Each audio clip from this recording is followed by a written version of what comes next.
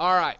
So today, before we get started on working on Inventor, what I want to do is I want to talk about the Shed Some Light project and some things that came up with it and help you guys see something that you maybe didn't realize you were seeing. A lot of people, when they were designing their circuit, they did a great job of focusing on Ms. Balin and talking about how they wanted to provide her light and a security alarm and different things like that.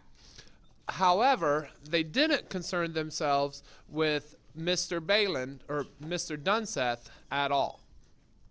And so what's happening is we have these two scenarios. Why were Miss Balin's needs met by pretty much everyone in the classroom?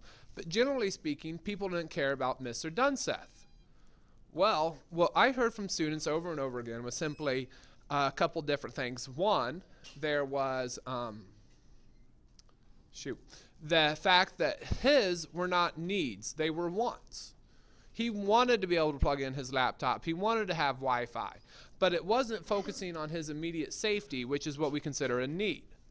The second thing I heard was it got kind of expensive. It was getting more and more expensive to provide those things. And what you guys were doing was something that engineers do consistently throughout the whole thing, is they're basically marketing, because they realize that if something gets too expensive, people aren't going to pay for it. And so if people can't pay for it, then no one will buy it, and so your product's worthless.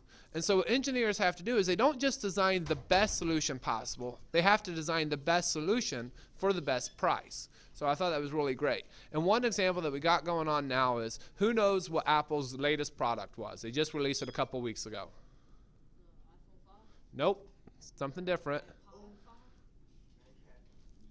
The Mini, that's right. The iPad Mini was their latest project. And one of the things that came up with the iPad Mini is the fact that everyone's like, oh, it's smaller, it's more portable, it's better for kids. That's a lie.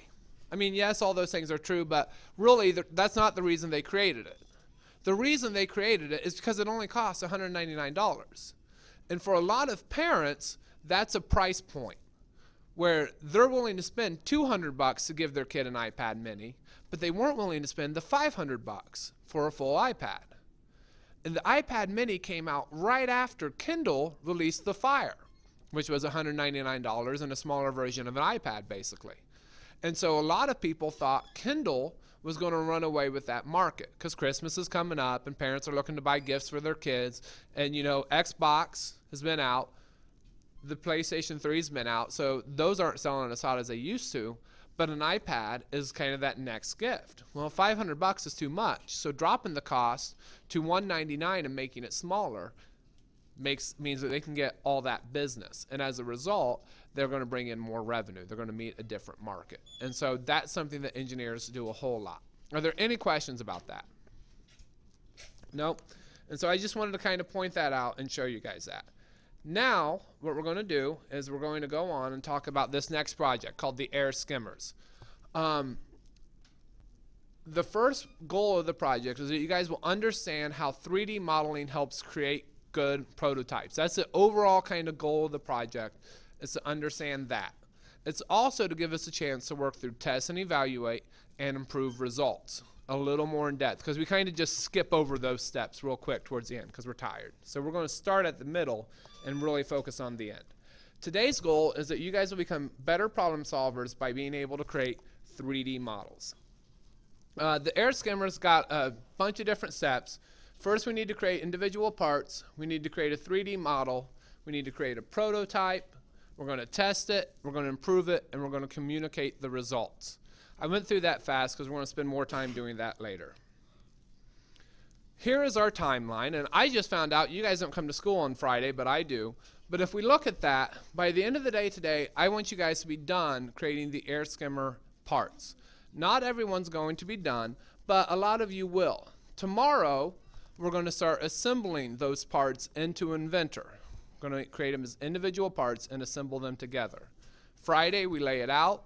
Monday, you're going to finish laying it out. It'll take probably 2 days. And then on Tuesday, you're going to actually assemble it and put it together. If you are not done laying it out by the end of the day Monday, you have to take it home. Tuesday is simple. It'll be fast, easy. We'll do some small testing if you get done quick. Wednesday, we will test the skimmers, and Thursday, we will test them, unless you choose to use your points for something else. But remember that talk about deadlines? If we don't get done with any of these steps when we're supposed to, then it's going to get pushed back. Okay, so get them done as I tell you to get them done. Today, you guys are going to be working on the 3D model. The first thing that we're going to do is we're going to create an inventor, the air scoop, and then we're going to create the fin. Okay. Now, if you guys have these 1.3.4 air skimmer labs, okay, this is going to help you create it. It's got all the dimensions and everything you need on it. So use this activity 1.3.4 sheet to help you go through it.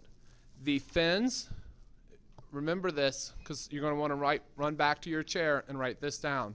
When you make the fin, you're going to extrude it 0.01 inches.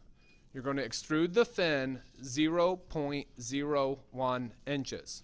Did you hear that? You're going to extrude the fin 0.01 inches. I'm going to throw that up here on this slide so you can see that real quick. Extrude, not fin, 0.01 inches. Are there any questions? Okay. What you're going to do now is you're going to move to your computers, and then I've got another video that you're going to watch of how to make the air scoop.